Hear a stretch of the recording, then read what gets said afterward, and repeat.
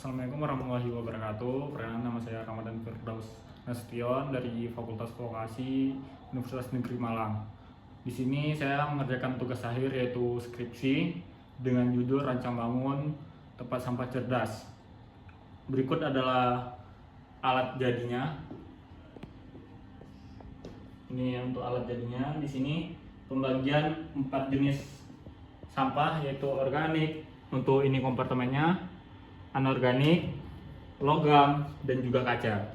Nah, di sini untuk mendeteksi ketinggiannya saya menggunakan sensor TOF. Sensor TOF itu ada di setiap kompartemennya. Jadi untuk mendeteksi penuhnya. Nah, di sini untuk full alat dalamnya itu yang pengendalinya. Di sini ada fuse. Jadi ketika ada bermasalah, jadi yang rusak cuma fuse saja, jadi Raspberry Pi, yang lainnya tidak akan rusak. Di sini juga ada tombol kontrol. Di dalam sini ada tombol kontrol bagi petugas ketika ingin mengambil sampah. Lanjut, di sini juga ada fan DC. Jadi kalau alat diminta kerja lama, dia tidak akan rusak ataupun tidak akan panas. Seperti driver, PCA, dan lever shifter itu tidak akan memanas, soalnya langsung didinginkan oleh fan DC ini. Nah, lanjut, untuk di sini kita ada pemilihan utamanya, ada piring, jadi sampahnya itu masuknya ke sini. Nah, ini untuk pembuangan menggunakan servo. Untuk pemutar mencari kompartemennya itu menggunakan NEMA, dan di sini juga menggunakan LS. Tapi di sini untuk titik nolnya itu saya keluar dari LS, soalnya kalau nyangkut di LS itu kadang-kadang dia nyangkut. Jadi dia menekan LS, dia mencari nol baru ke kompartemennya. Lanjut, di sini untuk dashboard monitoringnya. Untuk dashboardnya sudah dilengkapi dengan tombol speednya, dan ada sedikit animasi yang bisa ditampilkan. Ketika kita login, kita akan melihat judul saya, sistem monitoring, model yang digunakan, dan ini untuk full isi dari dashboard web monitoring saya. Ini digunakan untuk mengecek kepenuhan tiap kompartemen. Di sini nanti kalau full, maka dia juga akan muncul notifikasi seperti ini untuk petugas, agar petugas bisa mengambil sampahnya. Di sini juga ada ini untuk tombol yang saya buat sendiri, ini untuk RoboFlow. Jadi untuk data sheetnya itu saya ngambil sendiri dari sini. Dan di sini ada riwayat. Untuk penampilan riwayat, jadi bisa diambil untuk hasil uji coba. Di sini juga ada tombol reset menggunakan PIN petugas, maka dia akan ke reset. Nah, untuk ini dia tersimpannya pada Raspi. Kenapa tidak menyimpan gambar? Dia soalnya akan memberatkan Raspberry Pi. Lanjut, untuk pengujian untuk jenis sampah yang diuji. Di sini ada sampah organik, sampah kaca. Ini untuk sampah kacanya juga ada beling ya. Ada beling sebagai sampah kaca. Dan ini untuk sampah logamnya. Oke, lanjut untuk pengujian, kita uji dari sampah organik dulu. Ini adalah daun kering, persisnya masuk ke sampah organik. Nah, di sini mendeteksi bahwa ini adalah sampah organik.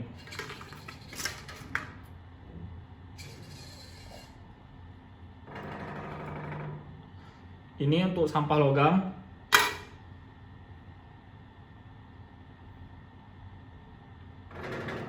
Dia mendeteksi sampah ini adalah sampah logam. Dia akan menuju kompartemen logam. Nah, di sini untuk kameranya itu dia mendeteksinya 5 detik sekali.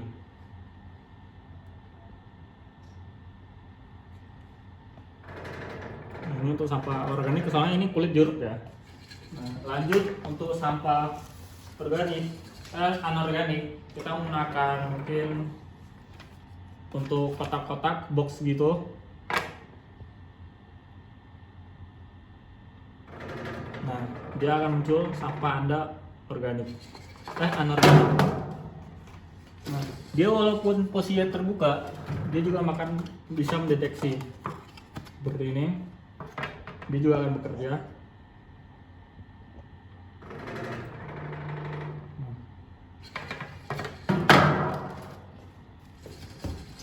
Kita coba beberapa lagi dengan styrofoam dan gelas plastik ya. Ini juga masuk anorganik harusnya. Nah, benar dia masuk ke anorganik.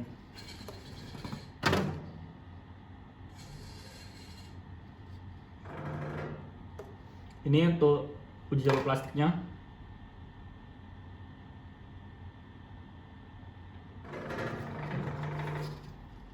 Kita lanjut dengan logam.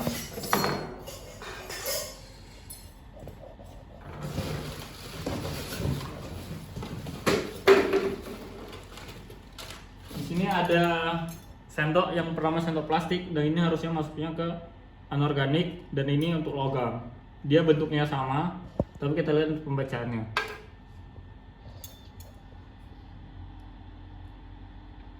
Nah, dia yang ini dia membacanya anorganik untuk sendok plastik. Kemudian kita coba untuk sendok logam.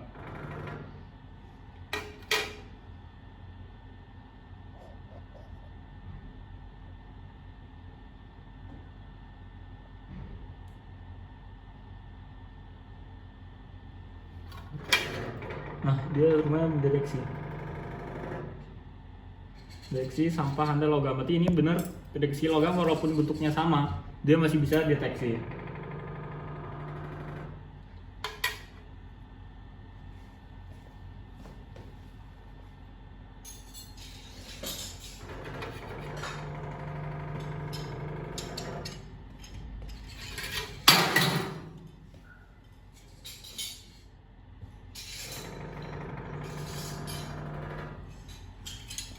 Di sini saya juga ada beberapa beling. Yang ini masuknya ke sampah kaca. Sampah Anda kaca, dan dia menuju kompartemen kaca.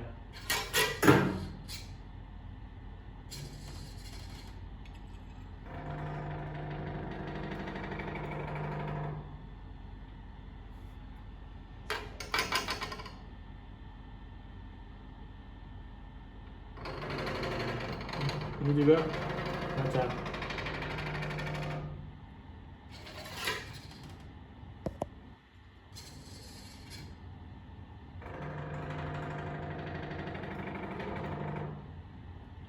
Ini juga kaca, tapi ini mungkin nanti saya ambil setelah deteksi biar nggak terlalu. Nah, dia benar mendeteksi sampah kaca, dan dia akan menuju kompartemen kaca. Di sini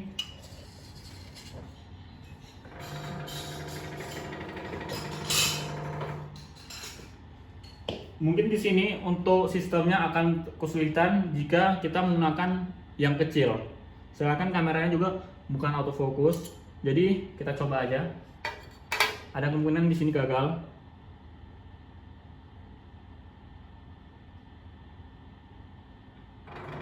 Oh, dia masih bisa untuk yang sekecil itu.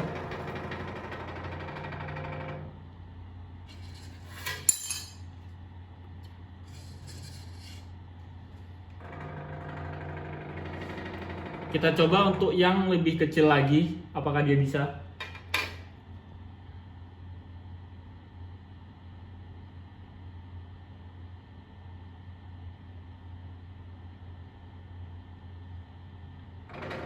Ternyata dia juga masih bisa. Sama berarti sistemnya masih. Lanjut. Jika kompartemennya terisi penuh, misalnya ini kompartemennya ini, mohon maaf, anorganik penuh, maka kalau kita masukkan sampah anorganik, dia akan meminta untuk sampahnya diambil kembali. Ketika kita memberikan sampah organik, dia akan tetap memilah walau sampah anorganik penuh, karena dia sampahnya berbeda. Ini juga berlaku untuk sampah-sampah yang lain seperti sampah organik. Nah, kita masukkan sampah anorganik,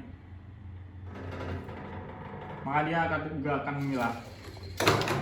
Ini juga berlaku untuk sampah logam.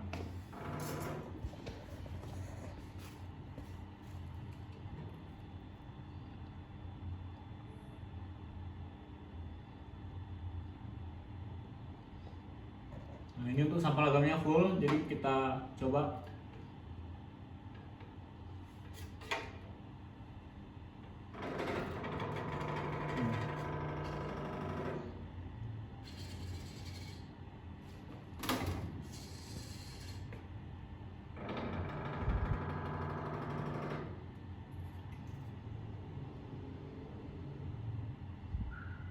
Nah, ini untuk sampah logamnya kan penuh, kita coba.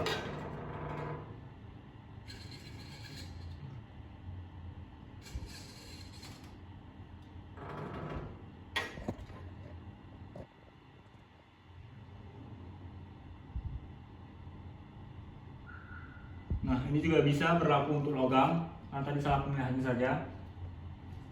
Kita coba untuk yang terakhir itu sampah kaca.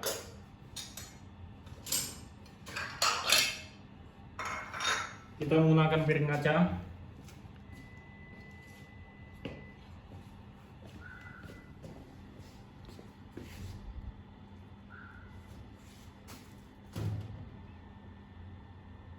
Nah, ini mohon maaf kaca penuh, kita akan coba dari menggunakan piring kaca. Maka dia juga akan suruh mengambil kembali jenis sampahnya. Nah, berikut kita masuk ke, kita gunakan ini dulu. Untuk organik yang warna hijau, daun yang berwarna hijau harusnya juga masuk organik. Dia juga masih bisa memilah.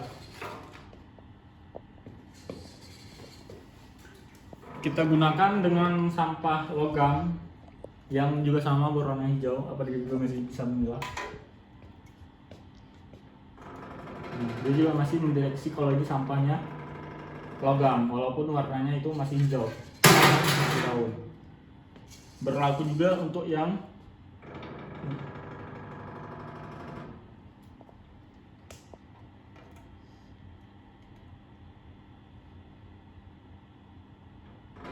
dia juga masih sama, berlaku untuk sampah ini.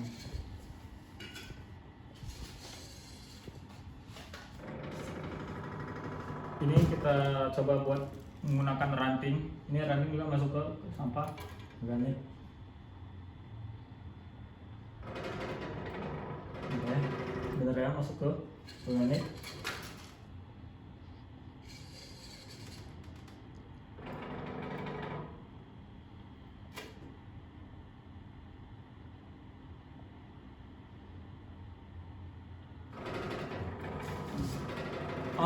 Untuk alat ini dia hanya mendeteksi bagian luar saja. Jadi jika misalnya bagian luarnya organik tapi di dalamnya isinya organik, bagian luarnya anorganik, maka dia cuma bisa mendeteksinya bagian luarnya saja. Jadi harusnya ini masuk ke anorganik,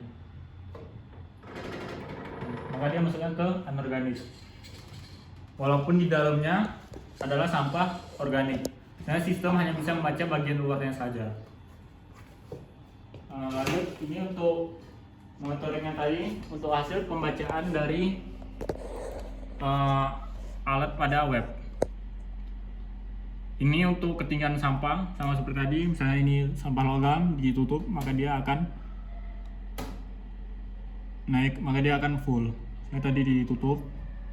Nah, ini untuk deteksi gambar terakhir, dan ini untuk data yang kita coba tadi. Ada yang ditolak karena tadi sampahnya full. Ini juga ada penjelasannya, catatannya. Nah, di sini juga dilampaui tombol unduh. Maka kita sudah memiliki datasheet uji coba untuk Excel untuk web monitoringnya.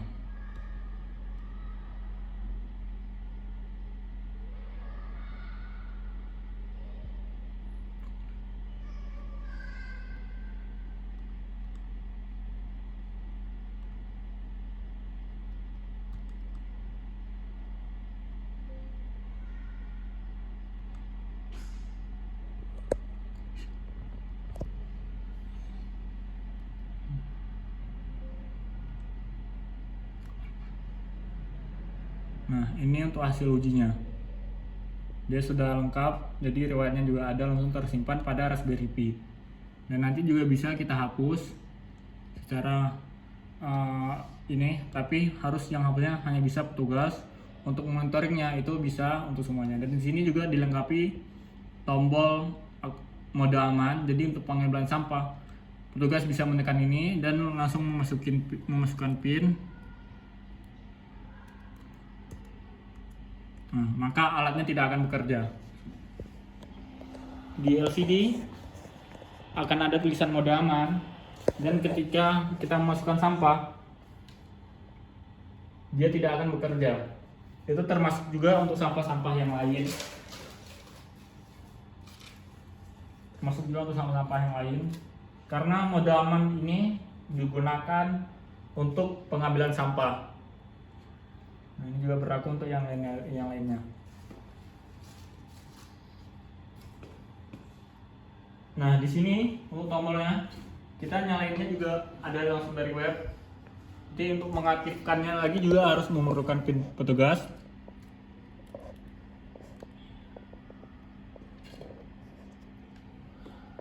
Ketika sistem aktif kembali, maka ini juga bisa bekerja lagi.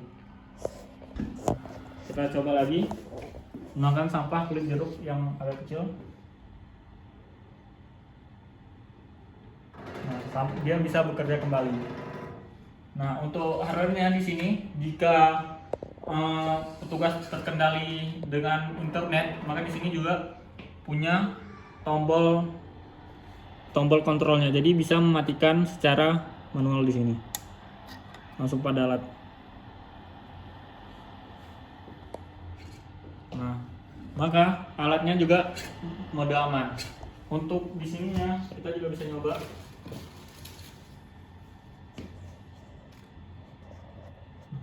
Maka ini tidak akan bisa memilah. Untuk tombol hardware ini, dia juga ngaruh ke langsung ke webnya. Jadi walaupun kita matikan di sana di hardware-nya, untuk pada webnya itu juga otomatis mati. Dan dia bisa muncul indikator mode aman aktif dari saklar.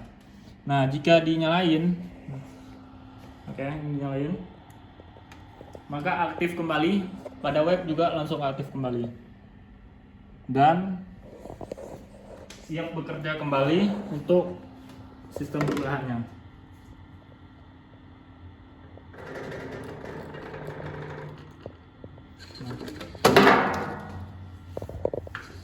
Mungkin sekian aja penjelasan tentang alat saya. Dari sini untuk alat saya, alhamdulillah saya pikir bisa diuji coba langsung di tempat. Baik, terima kasih. Assalamualaikum warahmatullahi wabarakatuh.